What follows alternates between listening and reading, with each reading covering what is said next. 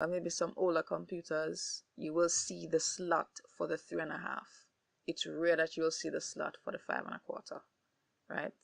They've been out for they haven't been used for such a long time, right? Now, in terms of the type of data it can hold, when these storage devices came out, they were mostly for holding text, maybe some graphs like spreadsheets and so forth. They weren't for holding like graphics and stuff like that. Now, with the 5.5, when it was around near to its end, it was being used for holding simple video games, maybe holding one picture or so, and maybe a bunch of songs, but it wasn't holding a lot of information, right? Which is another reason why these two are not being used anymore, because of their storage capacity. So now let us look at the care of our diskette, how we would maintain it. Now, there are basically two ways to maintain it, and they're very simple. Keep your diskettes away from liquid, dampness, and dust or dirt. Don't bend them, handle them roughly, and don't expose the disk itself, because in both of them in the 3.5 they had a disk inside of it that you could actually see, right? So as long as it didn't expose the disk, you were fine. Let's move on now to the hard disk. Now, the hard disk is still being used inside not a lot of our devices. The hard disk can be internal or it can be external. And what that means is that it can be installed inside of your device, or it can be something portable that you can carry around. It also uses direct access, or it can be called random access. Same thing, right? Its capacity ranges up to about 16 terabytes, right? Now, for the hard disk itself, it would have internal parts.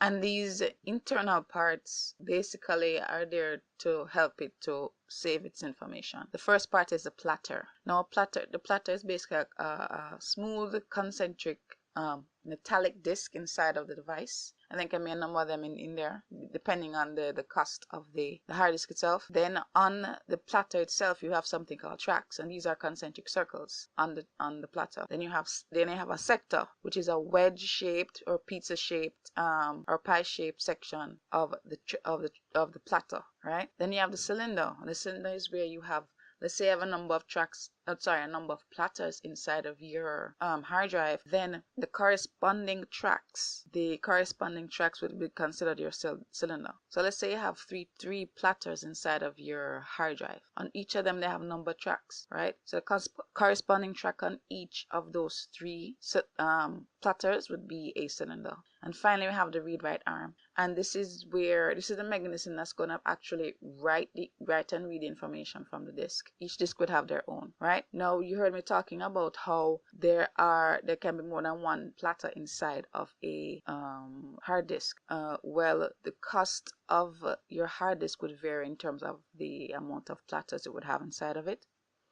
So the more expensive ones would have more platters, right? Now, the hard disk, like we just said, has moving parts inside of it. So these moving parts can be very, very finicky. So if you were to maybe bounce it or drop it, you could basically affect or damage information inside of your hard disk or hard drive, or they call it HD as well. Now, the hard disk or hard drive it's still around. The technology has gotten better and faster, but it is slowly being replaced by other storage devices, because the new storage devices now, they don't have any internal parts. There's not that much risk in terms of damaging the information if you drop it, right? So slowly but surely, they are being replaced, and especially because the new devices are now thinner, and you know that new storage devices are now thinner, so you know that everything that we have now is getting smaller and smaller and thinner and thinner. So we need to recognize that. Now, the next thing we want to talk about in terms of hard drive or hard disk is the access time, right? Access time. Now, access time is the amount of time it takes to get data from the spinning disk with one read or write head, right? And access time is basically calculated by using three things: seek time, rotational delay, and transmission. Now, seek time is how long it takes the head to get to the right track. Rotational or latency time is how long it takes for the data to rotate under the head. Transmission time is the time taken to read the data and transmit it to the CPU. So basically, with these terms, you just have to know them, right? And understand that when they ask about what is access time, it's just the amount of time that it takes to get the data, okay?